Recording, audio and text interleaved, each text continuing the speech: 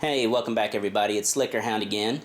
As you can tell, I've done what I said I was going to do in my complete bar video, which was take the bottles that I have and lay them out on a table. That way we can do a little video breakdown of each one.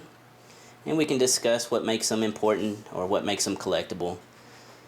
So let's go ahead and get started right away.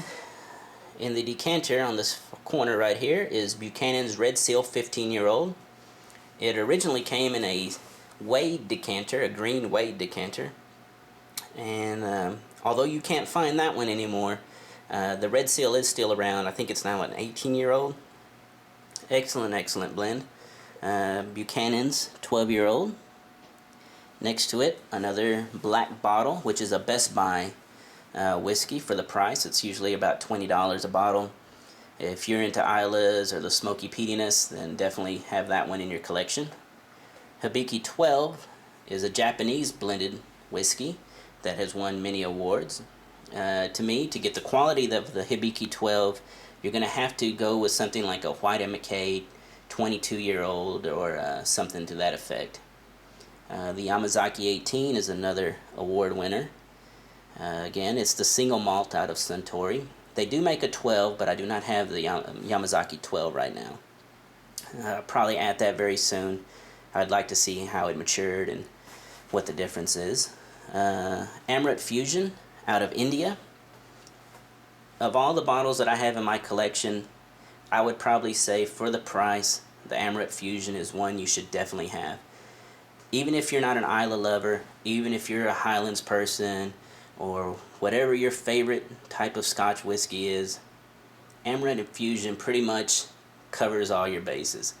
It has a little sweetness and some wonderful silky fruits up front, and then on the end, out of nowhere, and I mean out of nowhere, come this vintage leather and this tobacco smoke. And it's not overpowering by any means, but it is a wonderful complex whiskey. It won the third best whiskey in the world in Jim Murray's 2010 Whiskey Bible. That's what spurred me to get a few, and I was glad I did. And now we're looking at the Balvenie 17-year-old rum cask. It didn't win it didn't win any awards, I don't believe, and it didn't actually get very good reviews from most people. But if you're a rum lover and you're into Scotch, it's worth having, because pretty much everything to me that Balvenie does has been excellent. Right now in my collection, I only have that one and this Portwood 21, but they're both wonderful. Next to it, Bushmills 1608. That's the one that uses the crystalled malt in the blending process, and it was to celebrate their 400th anniversary. It's been getting higher marks. I think they gave it like a 95 on Whiskey Cask, Mark Gillespie, and it's definitely worth it. It's good stuff. Johnny Walker Red Label, and then we have the Green Label 15-year-old, followed by the Gold Label 18, and finally Old Faithful Johnny Walker Blue Label. The one thing you might notice here is the size of those bottles being different, but that is strictly from different years. So in other words, this red was probably my oldest, and you can see how it's a short, squattier bottle. Then they went a little taller on the green, and this gold being new, you can tell how much taller it is. But I think the Johnny Walker Blue has pretty much always remained about the same size. Again, they're all 750 milliliters, but there's just a strange little size difference. And Bowmore Legend down there. I haven't opened him yet. Ardbeg Corey Brecken and Ardbeg Ugadal. Both of those are highly sought after, so if you don't have those in a collection and you don't mind a good Islay whiskey, then you need to have those because they are excellent. Oban 14 and Glenmorangie. Glenmorangie 18, Portwood, and Madeira Wood finish are the ones that I have in my collection. I was actually fortunate enough to find that old bottle style of Glenmorangie 18 for only $52 a bottle. So you know I've soaked up many of those. It is a very sweet whiskey, but it is so smooth. Of course, Glenmorangie being known for being the wood experts when it comes to aging their malts, and they have done excellent work with that 18. The current version of that 18 is called the Extra Rare 18, and I haven't tried it yet, but I'm thinking I'm probably going to need to get one just to see if anything has changed over those 2 years. Sliding over, we have the Macallan 15-year-old Fine Oak, followed by the Glenlivet 12. And here we have Highland Park 18-year-old in an old bottle style. And next to it, the Highland Park 25-year-old in the same old bottle style. I have not opened the 25, but eventually I shall. And next, the Dalmore 21. Dalmore 21, again, single Highland malt whiskey, is created by White & McKay's Richard Patterson, the master blender there. And if you don't know who he is, you need to look up some videos on that guy because he is crazy. Let's see. The 21 is no longer available from White & McKay, but the 22-year-old, which is readily available right now, is excellent. To me, it tastes the exact same as this 21 at half the cost. So I highly recommend the White & McKay 22. Deanston 30 back here in the back.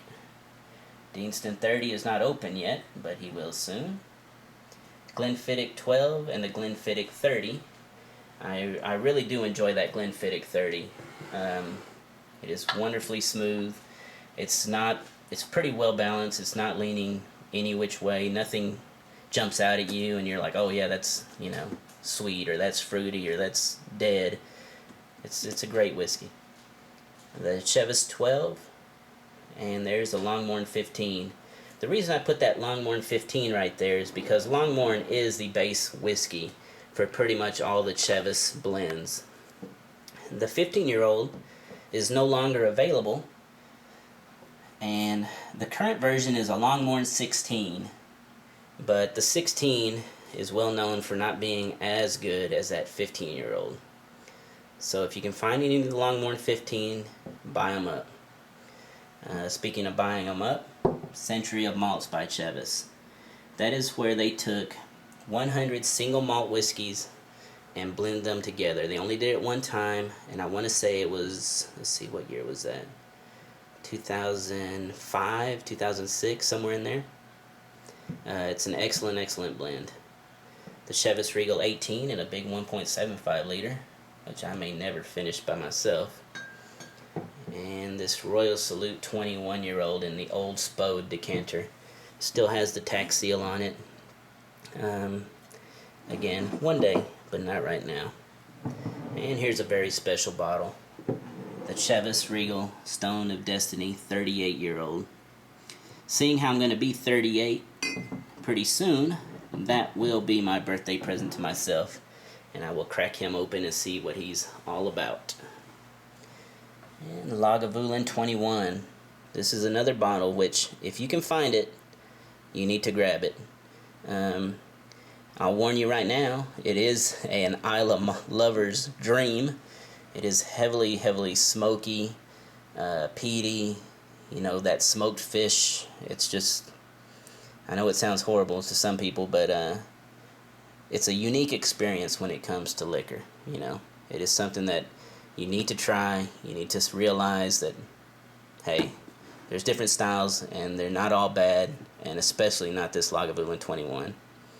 There was only 6,642 bottles in 2007, and it won the World Whiskey of the Year for 2008 from the Malt Maniacs, I believe. So again, if you stumble across any of those, I recommend buying it.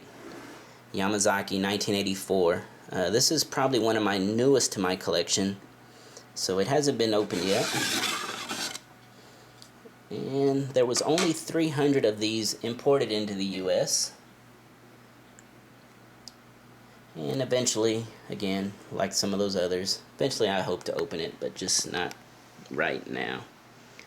So that's it. And thank y'all for looking, and stay tuned because soon I will be posting probably, I don't know if it's going to be my tequilas or my bourbons, but somebody will be here. So again, thank you for watching.